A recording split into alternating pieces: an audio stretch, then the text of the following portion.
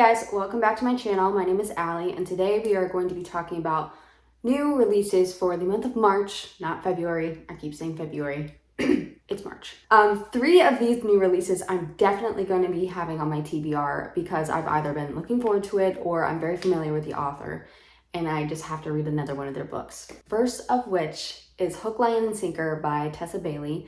It's being released March 1st, which is my brother's birthday. Hook, Line, and Sinker is the second book in the, let me just look it up real quick, the Bellinger Sisters series. The first one was It Happened One Summer. In It Happened One Summer, we meet our main character Piper and her sister Hannah. So Hannah is the main character of this new book, Hook, Line, and Sinker. In the first book, we meet a bunch of characters, including Hannah's love interest for the second book. We also find out that Hannah has a big old crush on her, I think he's a director. He works in the movie industry back in Los Angeles. But the actual love interest is a guy named Fox, who's a fisherman in this small town. So in Hook, Line, and Sinker, Hannah comes back to the small fisherman town. I'm not sure why. And she ends up staying with Fox because they have become pretty good friends. Fox is obviously in love with her already in the first book, but he hasn't told her that. He's kind of like a player and she is, you know, a little more cautious. Fox tries to help Hannah apparently flirt or just talk to this guy that she has a crush on. And in the meantime, they're living together. He's in love with her. She's most likely in love with him, and we're just gonna have fun. Tessa Bailey books, they're either really cringy, they're usually always cringy, but sometimes in a fun way, sometimes in a, but yes, I'm very much looking forward to this book and definitely gonna do a reading vlog of that one. The second book I am definitely going to read is Girls Can Kiss Now by Gutowitz. These are personal essays, and Jill is a writer for Vulture and the New York Times, etc., etc., etc. And it says it's perfect for fans of Samantha Irby, who I absolutely loved her book last year. I'll put it up here because I forget what it's called, but it was hilarious. They were also personal essays. So I'm definitely expecting this to be funny, some commentary about life. In the Goodreads description, it says a couple of the stories that she's going to talk about, including the time that the FBI showed up at her door because of something she tweeted about Game of Thrones. I have to know what that story is. And I think it's called Girls Can Kiss Now because in this excerpt, it says that it examines the mainstreaming of lesbian culture. So that sounds really good. This one comes out March 8th, 2022. Okay, the third book that I'm definitely reading is called The Bone Orchard by Sara A. Mueller. This is a gothic fantasy about a witch named Charm, and she is a prisoner in this place called the Orchard House. So I think the emperor owns her and uses her, if you know what I mean. And he's on his deathbed and he tells her that she can have freedom or something if she can find out which of his sons tried to execute him. That sounds like the main plot, but I'm more interested in the writing because even just how this summary on Goodreads is written, it sounds like it's going to be very lyrical and poetic and very kind of spooky vibes, but also rich character driven story. So I'm looking forward to highlighting. Oh, and The Bone Orchard is being released March 22nd. So the next 9 books are being released in March and I'm very interested in reading them. I will eventually read them, but I'm trying to narrow it down to which I might purchase in this month. I don't want to purchase all of them because your girl can't, she's not rich. Okay, we have Mr. Wrong Number by Lynn Painter. This is an adult romance. And I say adult because this author previously wrote one of my favorite YA contemporary stories, which I read last year. It was called Better Than the Movies. It was so cute and so sweet, and it was one of the first times in a while that I got really excited in the love story of young adults, which sounds kind of creepy as an adult, but it's not. So this sounds really fun and cute, and I'm hoping it's gonna have the same kind of tension and build up that other book had. It's about a girl named Olivia. It's a brother's best friend story, which I always find really uncomfortable a little bit because I have a brother and I know his best friends and ooh. The brother's best friend's name is Colin and they're grown up now. Colin and Olivia's brother live together. Olivia ends up moving in with them and In the background, Olivia starts texting some random person by accident. Like, he accidentally texts her, what is it? What are you wearing?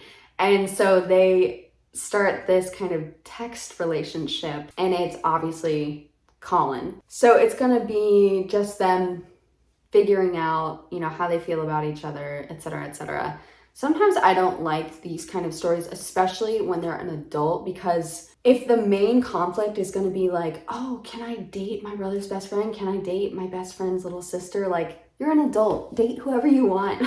I get really frustrated at that, but hopefully it's going to just be more about, you know, internal conflicts, more so than just there's this forbiddenness to it, because it's not really a forbidden thing. This is also released March 1st. Ooh, the next book is called This Golden State by Marit Weisenberg, and I read this description. It sounds so interesting.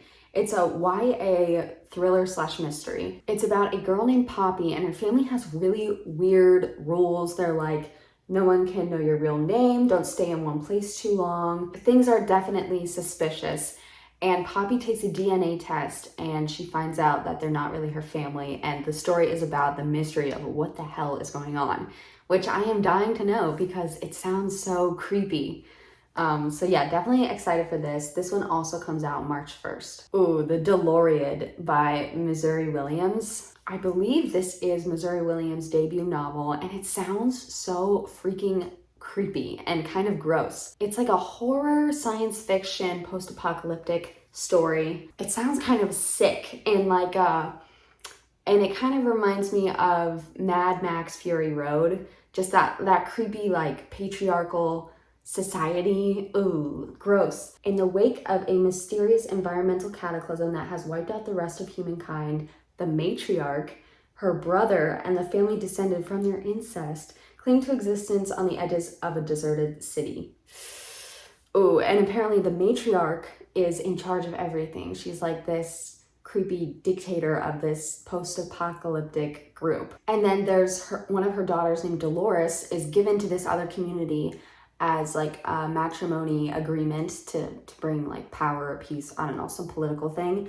And then she comes back and it somehow breaks up the matriarch's fragile order. So I'm very interested in Dolores. I'm ready to be kind of grossed out, and I want to see this matriarch fall from grace because she already sounds kind of evil. And what really intrigued me is that it says it's told in extraordinary, intricate prose that moves with a life of its own, and at times striking with the power of physical force. I love when I'm reading, just writing, not even, you know, dialogue, but the actual writing, and I have to stop and be like, oh, damn. So I'm very excited for this one. It also comes out March 1st. Okay, next is one I've had my eye on for a while just because the cover is so stunning. It's Our Wives Under the Sea by Julia Armfield. This is also a debut novel for her. I think she previously released a selection of short stories that I haven't read.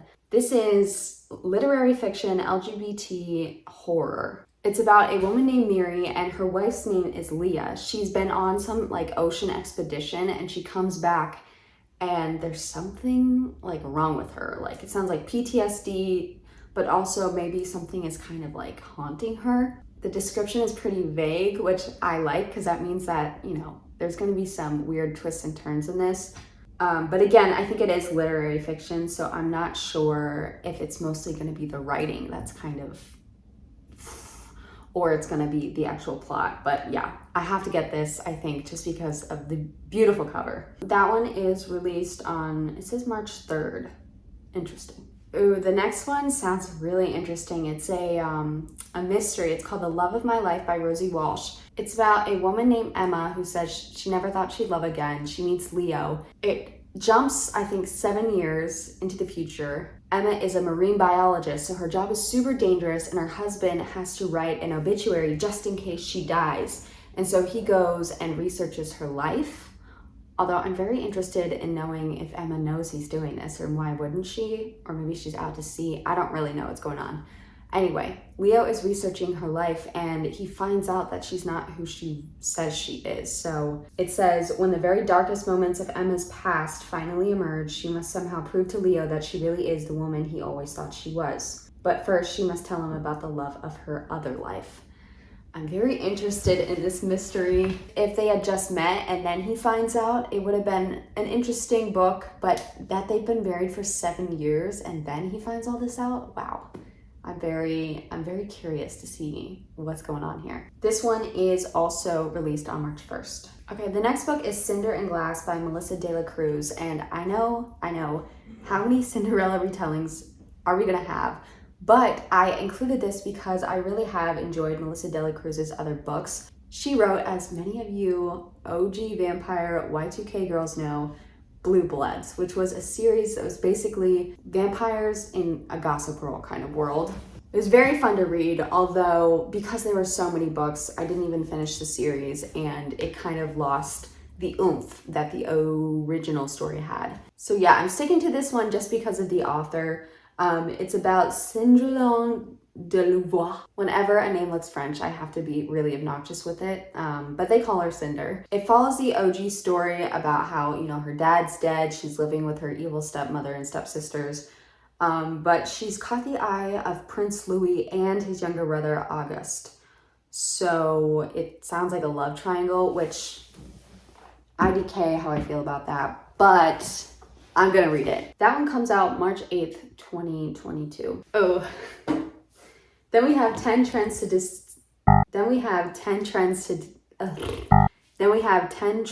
Seduce Your Best Friend by Penny Reid. Penny Reid wrote the Bearded Brothers series, which I've read a bunch on, I think Kindle Unlimited had them. Audible also had a few free versions, and these were really kind of cringy, but they were also cute because you start getting to know their whole family, and each book follows like a different sibling. As a standalone books, I don't know how strong they were, so I'm just very interested in reading something new from this author. I don't know what it's about, so let me read the synopsis real quick. Okay, so this sounds like it's really banking on the success of the love hypothesis. It's about Winifred and Byron, and they're both kind of in the science world. Winnie is a science school teacher, and he is a PhD turned author, and they fake a friendship online for some probably inane reason. I hate fake relationship stories, but I like that this is friendship instead of fake dating.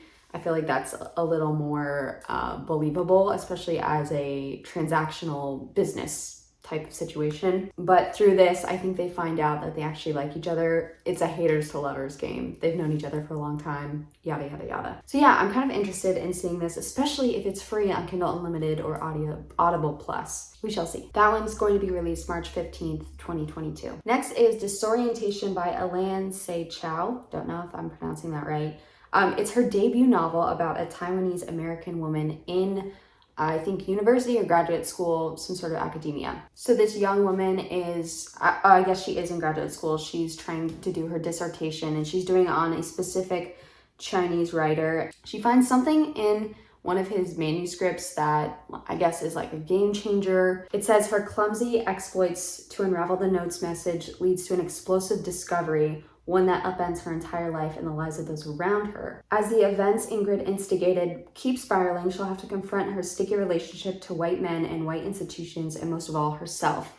It says it's a satire, a blistering send-up of white supremacy in academia, and a profound reckoning of Taiwanese American women's complicity and unspoken rage. So it sounds really interesting. And if there is satire in it, I'm very interested to seeing where it is. But it also sounds kind of messy in a fun way, but maybe also in a stressful way. I first heard about this from another booktuber, Cuprious Calling. So if you want to check out her video on it, she does an entire review. I didn't watch the whole thing because I wanted to read the book first, but I will link it down below. This one comes out March 22nd. And our final book that I'm considering buying is Savvy Sheldon Feels Good as Hell by Taj McCoy. This is a debut rom-com. It's about a girl named Savvy, and she's gone through a breakup and she's trying to, put her life together in every way that she can, including renovating her house. I think the love interest is the contractor on her house. I just hope this isn't a very renovation heavy book, because like in Tessa Bailey's older renovation kind of fixer-up era, I'm not very interested in reading specifics about that kind of thing, but I am here for a debut rom-com, always.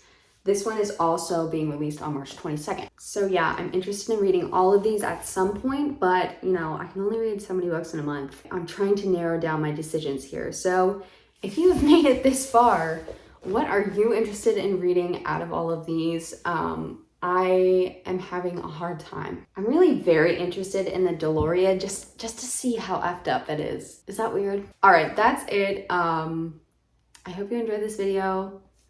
I'll see you guys later.